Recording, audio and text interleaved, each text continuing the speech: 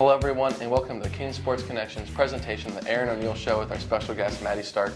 I'm Matthew Ruskan and you guys, thank you for being here. Starting off for Coach, a 5-0 win and a 5-1 win in a doubleheader against Kenyon College. What did you think went right there? Well, a lot of things went right. Moved our season to 14-4, which is great. But I think I'm becoming a little bit of a perfectionist after the game.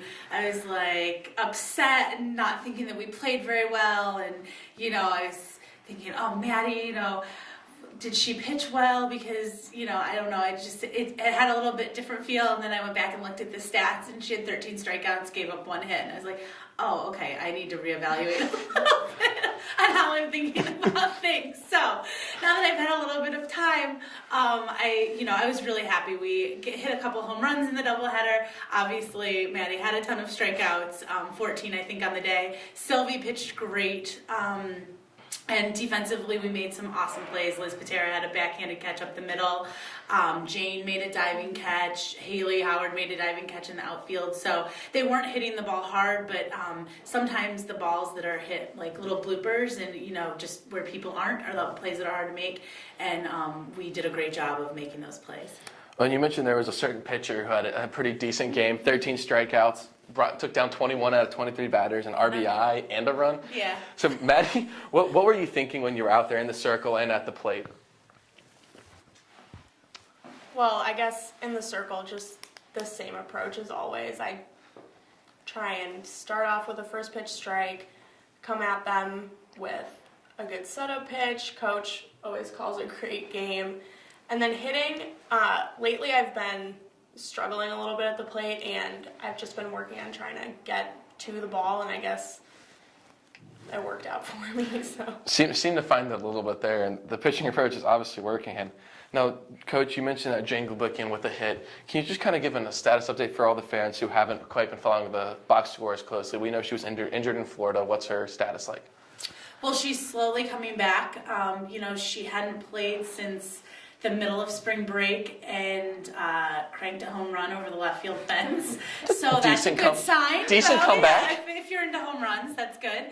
And, she's starting to throw a little bit. We're not pushing her too much, with the weather, we've had some time, so it hasn't been anything that we want to aggravate it. We're really trying to get her ready for conference play, and if she keeps doing what she's doing, it looks like it's going to be a good thing. So we're very excited. Yeah, it looks pretty good. Yeah. Home run's always nice. And now for everyone's favorite part of the show, the off-topic topic. We wanted to know if you could go back in history with a time machine or whatever and see any moment in sports history live, what would it be and why? Okay, I'm going to go with the 1984 World Series. The Tigers were playing. My dad and grandpa, brother and uncle went to the game, and they were in Tiger Stadium, way up high in bleacher seats. And I remember being at home. I was 4 years old, and knowing that they were there and looking for them in the crowd. And I wish I could have been there with them, not only just to see the Tigers win a World Series, which I'm hoping will happen soon, but it would be a cool experience to be there. Very conflicted feelings about those Tigers. As an Indians fan, but then I'm from Richmond, so Justin Verlander. Well, my backup was going to be watching the Cleveland anybody win a championship, but I didn't want to lose fans, from Erin O'Neill. So that'd be way back in history. So, and now, Maddy, what about you? What would you go see in history? well, similar to the Cleveland. Seeing the Cubs win any game. But I think I think it was 2010 when the Hawks won the Stanley Cup, and I remember we were all watching it on TV, and it was really exciting, but being at the game would have just been insane. So those fans in Chicago for hockey are awesome. As a hockey player, that'd be a great place to go see a game.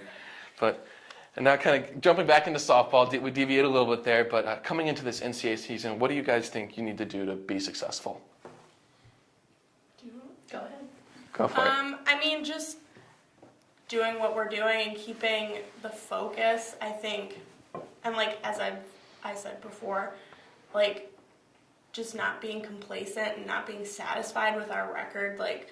We need to just keep going out and keep winning, and we haven't had a lot of mistakes on the field, and we've been hitting the ball, and I think just doing the same thing will be okay. Yeah, I think one of the things that we forget a little bit about is that last year we were picked to finish 9th in the conference, and obviously we surpassed those expectations. And this year we're picked to finish 6th in the conference. And I think we need to still play with that chip on our shoulder.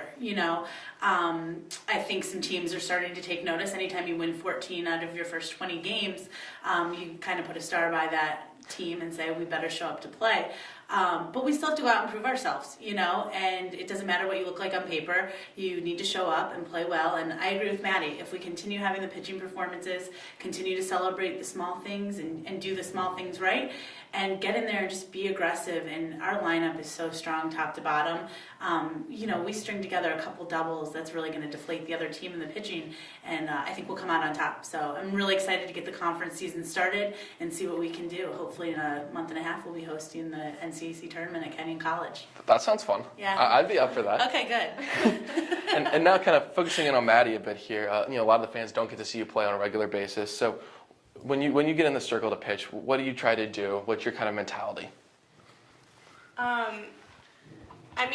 This year I've definitely been focusing on each individual batter and just not thinking that they're going to beat me, and just having the mentality that they're not going to get a hit off me, they're not going to score a run, and just attacking every batter, like not just going after those first 4 or 5 and then getting lazy with the bottom order, which I've definitely done in the past, and just trying to show that they're not going to be able to beat me on the mound. So. Well, that one hit on Friday, I think, shows that approach is working pretty well. And you've both mentioned that this season you guys have been getting a lot of bats and some of the offense. Does that affect your mindset when you're pitching? Knowing that if we go into the bottom of the 6th or 7th 0-0 game, we're going to put a run on the board. I'm pretty confident in our lineup, and especially defensively, I have all the confidence in my backup, so that helps a lot. Well, for all the fans out there, March 29th, a doubleheader versus DePaul at 1 o'clock. So if you want to travel and go see some softball, head on out. And then March 30th, the next day, a home doubleheader versus Marietta College at 1. Come out and support the ladies. For the Kenyon Sports Connection, I'm Matthew Ruskan. Coach O'Neill and Maddy, thank you for being here. And for all the fans, thank you for joining us, and we'll see you next week.